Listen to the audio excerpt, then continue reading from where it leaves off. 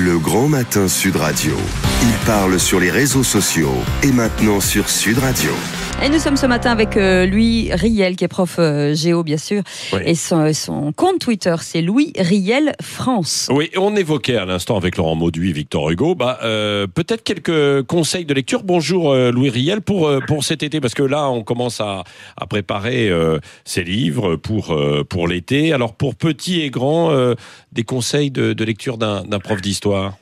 Oui, bonjour à vous. Alors, il y a des conseils de lecture pour les vacances d'été, mais aussi de visite. Oui. Par exemple, l'occasion de visiter des monuments insolites, comme le château de Beauménil, près de Bernay, en Normandie. C'est vrai. Un très beau château de l'époque Louis XIII, avec des beaux jardins à la française et d'intéressantes visites pour enfants sur le thème des cuisines, par exemple.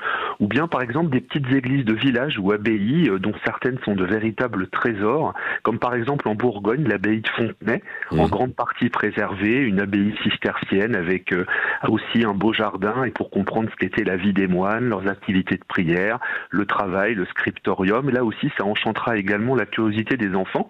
Et puis sinon, effectivement, je conseille 2 livres très intéressants qui peuvent être grand public tout à fait.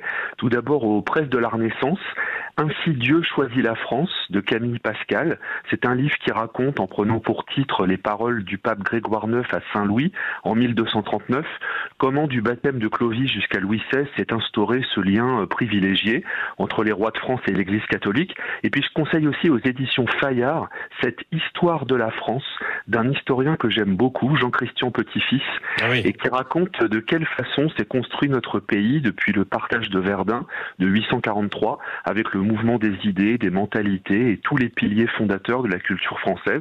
C'est un livre qui est paru il y a quelques mois et qui, à mon avis, plaira à tous ceux qui ont tout simplement envie de comprendre la France et de revenir à certains fondamentaux.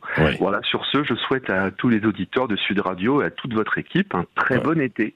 Merci Louis Riel. Et Jean-Christian Petit-Fils, effectivement, qui a commis, si je puis dire, nombre d'ouvrages, évidemment, sur l'histoire de France.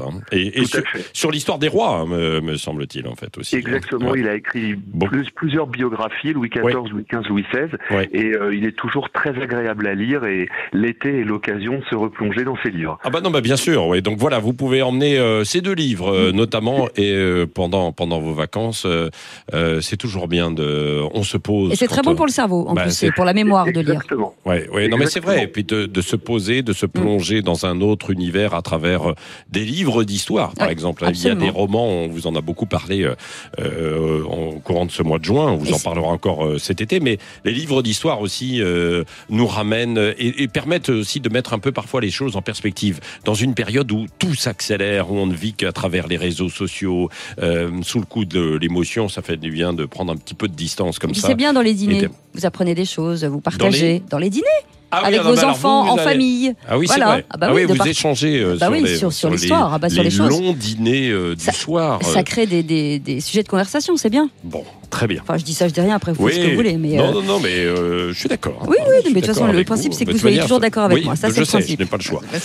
Agnès Pannier-Runacher sera avec nous, secrétaire d'État auprès du ministre de l'Économie et des Finances, dans maintenant un quart d'heure. Et puis, dans 10 petites minutes, nous serons juste avant cela avec Edwige Gentil, qui porte cette loi qui va être votée et adoptée en fait aujourd'hui, l'interdiction de la fessée en France. On lui demandera pourquoi et comment faire aussi avec les enfants, la pédiatre qui sera avec nous dans 10 petites minutes. Restez avec nous, 7h27, c'est le Grand Matin Sud Radio.